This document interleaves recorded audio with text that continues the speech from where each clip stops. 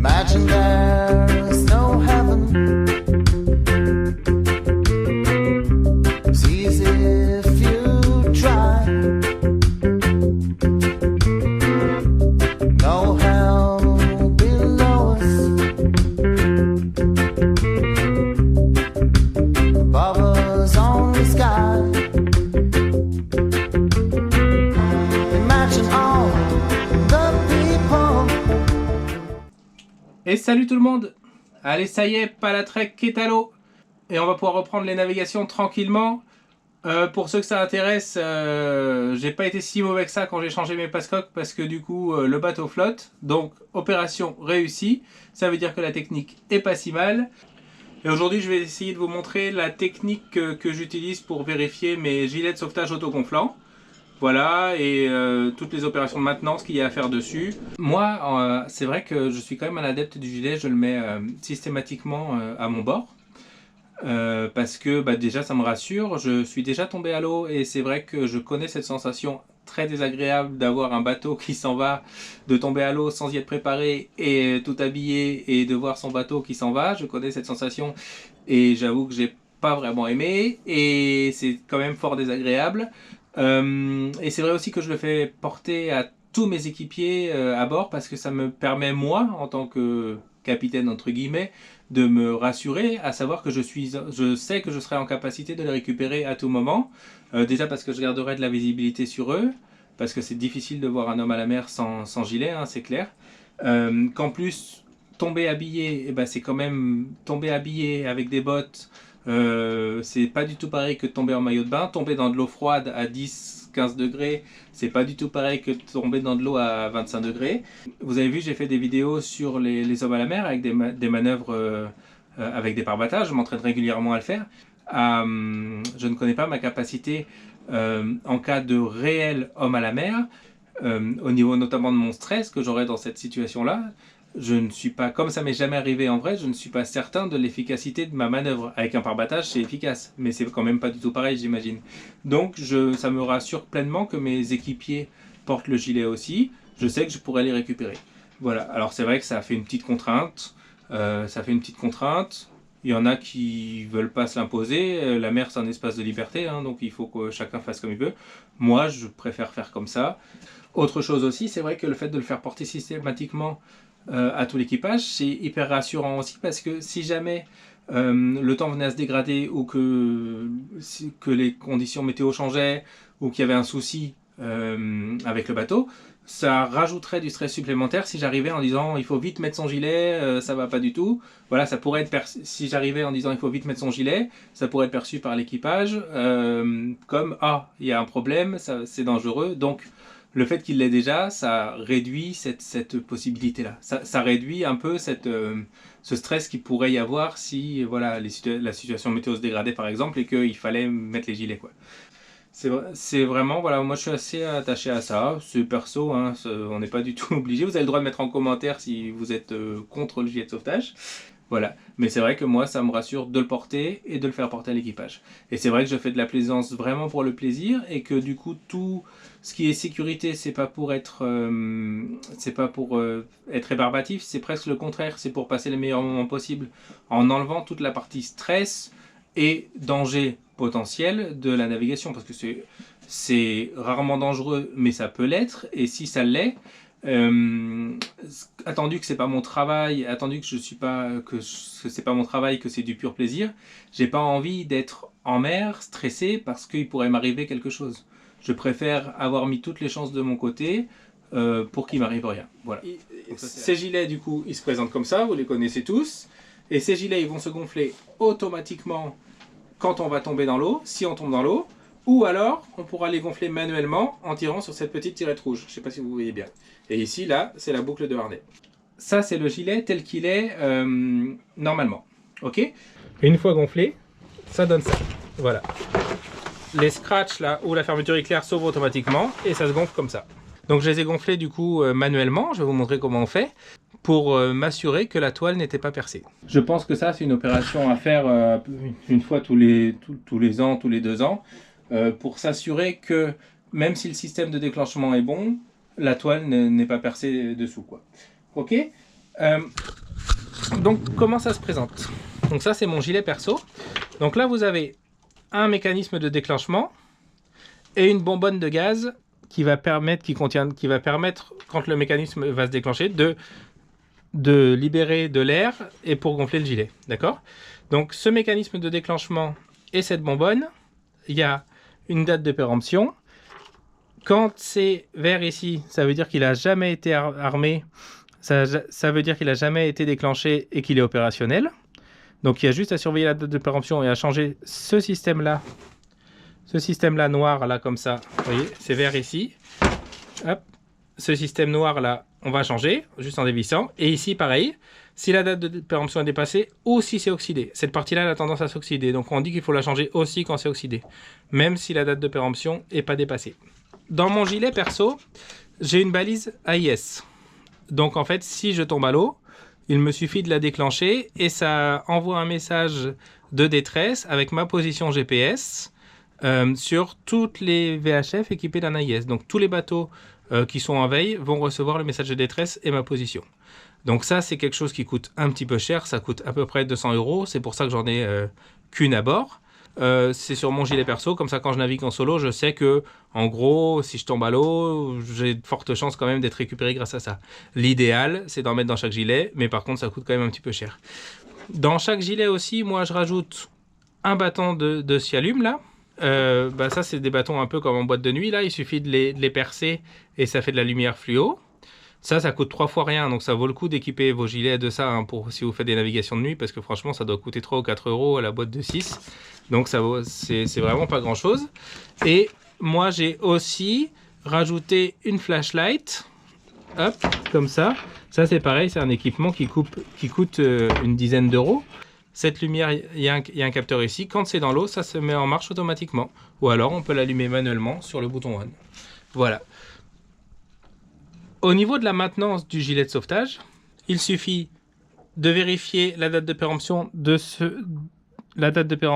du système de déclenchement, la date de péremption ou l'oxydation de la bouteille de CO2. Moi, en ce qui me concerne, j'ai aussi une date de péremption sur la balise. En fait, c'est la batterie de la balise qui va se périmer. Une fois par an, il va donc falloir gonfler les gilets pour voir s'ils ne sont pas percés. Donc cette opération, c'est hyper simple.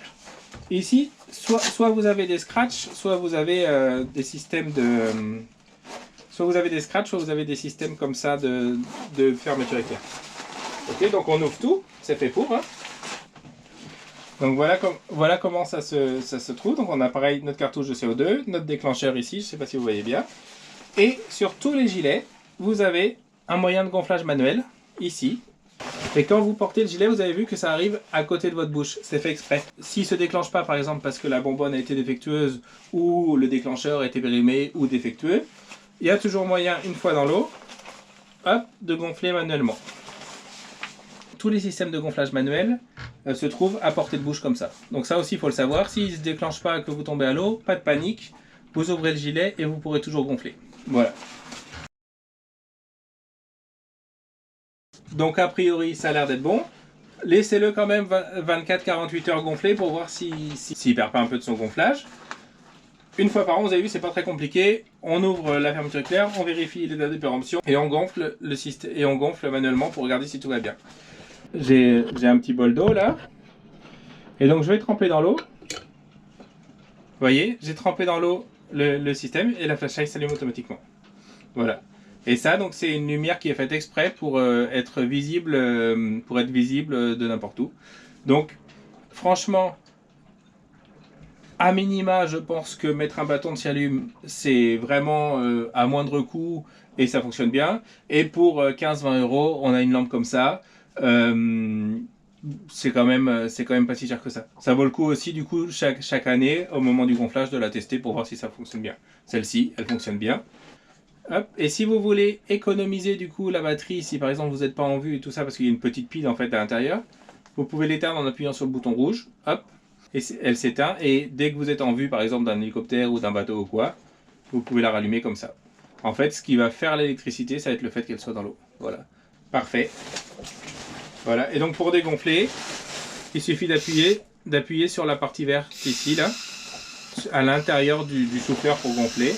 On enlève bien l'air.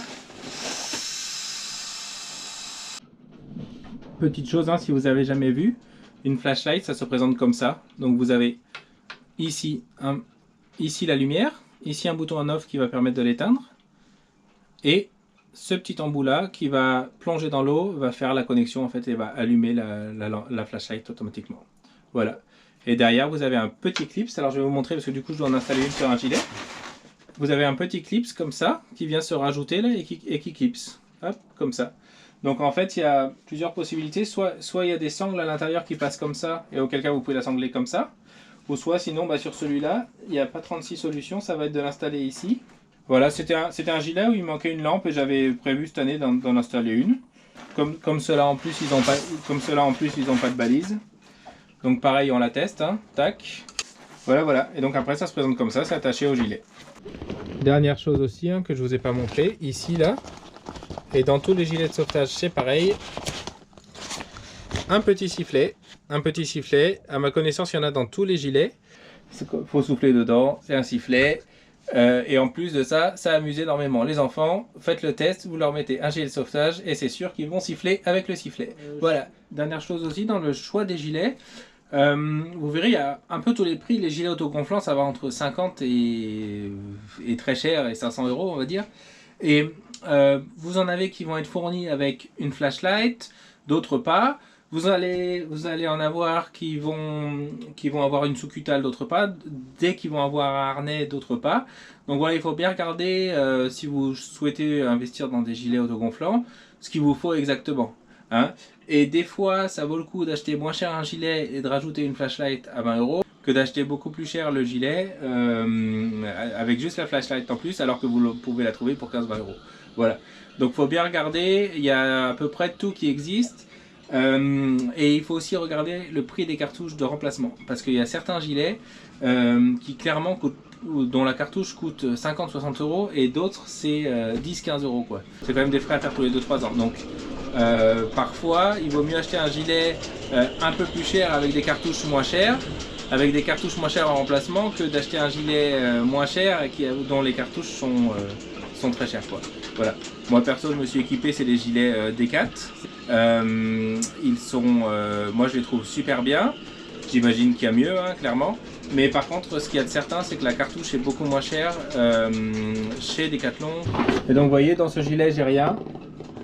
Donc, j'ai rien, que la cartouche et le déclencheur. Et donc, ça, c'est pas bien. Donc, pareil, hein, donc, vous voyez, je rajoute juste un petit bâton de allume. Ça coûte 2-3 euros à peine. On le casse, ça fait de la lumière pendant 12 heures. Voilà.